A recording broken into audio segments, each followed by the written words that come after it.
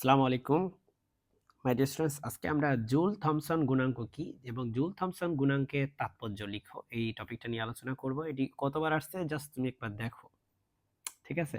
তো চলো, joule Thomson গুণাঙ্ক বোঝার জন্য তোমাকে এই ফর্মুলাটা জানতে হবে। এই ফর্মুলাটা একটু হজম করার চেষ্টা করো। এখানে আসলে কি বলতে যাচ্ছে দেখো, বলতে যাচ্ছে যে যদি চাপের পরিবর্তন করো তাহলে তোমার তাপমাত্রার পরিবর্তন, দেখো চাপের সাপেক্ষে তাপমাত্রার পরিবর্তনটা তোমার হচ্ছে জুল থমসন গুণাঙ্ক।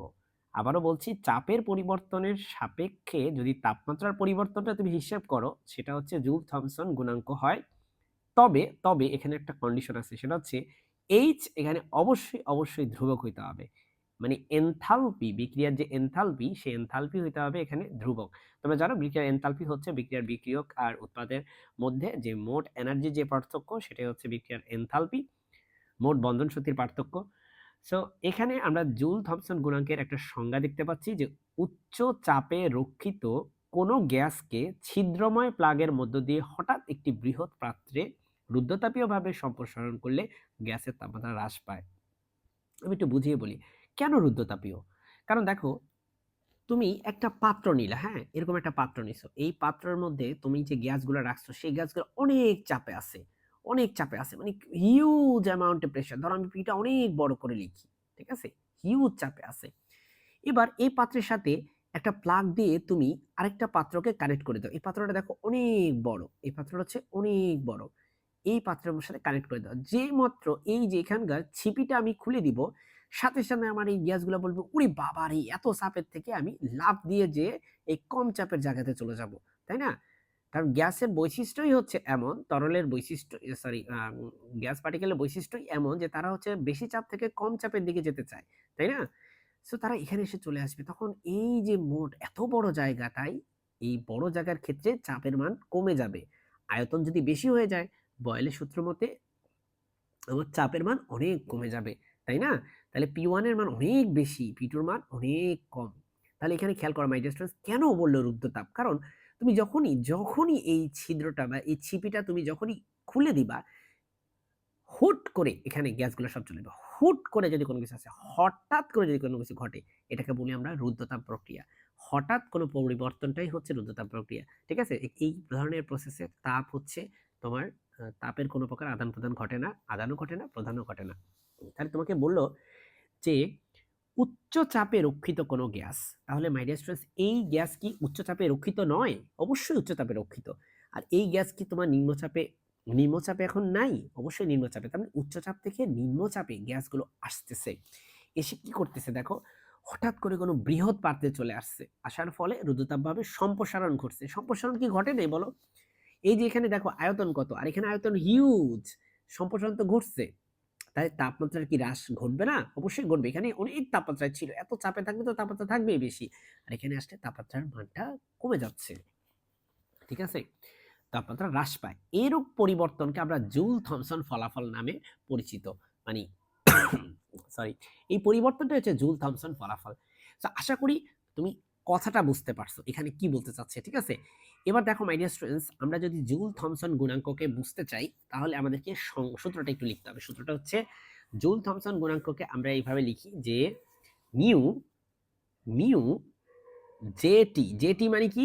একটা J for Joule, T for Thomson, equal to হচ্ছে del T by del P. এবং এইচটাকে এভাবে ব্র্যাকেটের বাইরে লেখার মানে হচ্ছে, এইচ মানে হচ্ছে এনথালপি। এনথালপি হচ্ছে তোমার এখানে এনথালপি, এনথালপি হচ্ছে এখানে কি? ফিক্সড, কনস্ট্যান্ট, ধ্রুবক। যেটা ধ্রুবক সেটা সবসময় এভাবে বাইরে থাকে।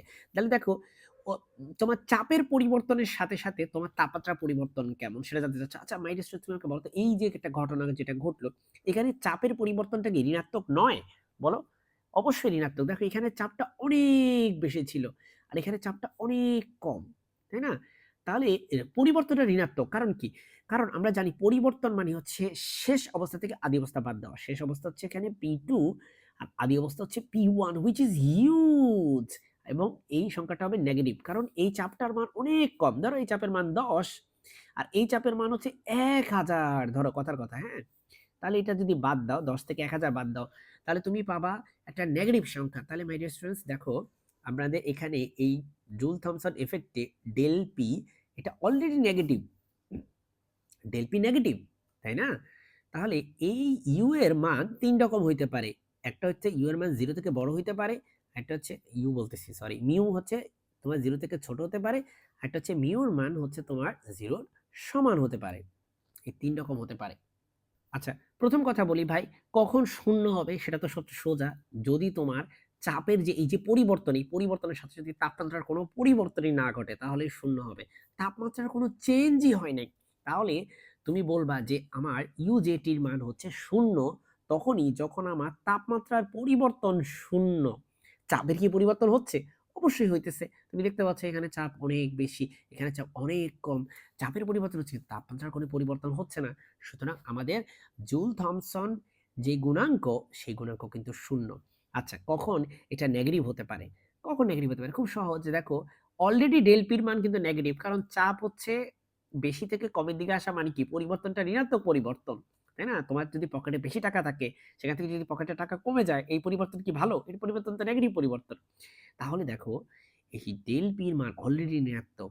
তাহলে যদি টি ডেল টি এটা যদি ধনাত্মক হয়, তাহলেই তো তোমার ডেল টি ঋণাত্মক, মিউ হচ্ছে ঋণাত্মক হবে। কারণ আমরা জানি যে এটা অলরেডি ঋণাত্মক। আর একটা খেয়াল করো, এখানে এটা যদি পজিটিভ হয়, পজিটিভকে এই নেগেটিভ দিয়ে ভাগ করলে, আমরা জানি পজিটিভকে নেগেটিভ দিয়ে ভাগ করলে নেগেটিভই পাওয়া যাবে। এই যে নেগেটিভ পাওয়া যায়। সুতরাং আমরা বলবো যে মিউ জেটি কখন নেগেটিভ? যখন ডেল টি হচ্ছে পজিটিভ। ডেল টি পজিটিভ মানে কি? তাপমাত্রা তাপমাত্রা বাড়লে সোজা কথা হচ্ছে, তাপমাত্রা যদি বেড়ে যায়, আগে তাপমাত্রা যা তার থেকে যদি বেড়ে যায়, তাহলেই আমার এই জুল থমসন গুণাঙ্ক হচ্ছে ঋণাত্মক হবে। আর এখানে উল্টা, এখানে উল্টা ডেলটির মান যদি ঋণাত্মক হয়, তাপমাত্রা কমে, তাহলে তোমার এই মিউ এর মান হচ্ছে ধনাত্মক হবে। কিভাবে? দেখো মাই ডিয়ার স্টুডেন্টস, তোমার এই মানটা অলরেডি নেগেটিভ। তোমার যদি উপরের এই মানটাও নেগেটিভ হয়, তাহলে নেগেটিভকে নেগেটিভ দিয়ে ভাগ করলে তুমি পাবা পজিটিভ।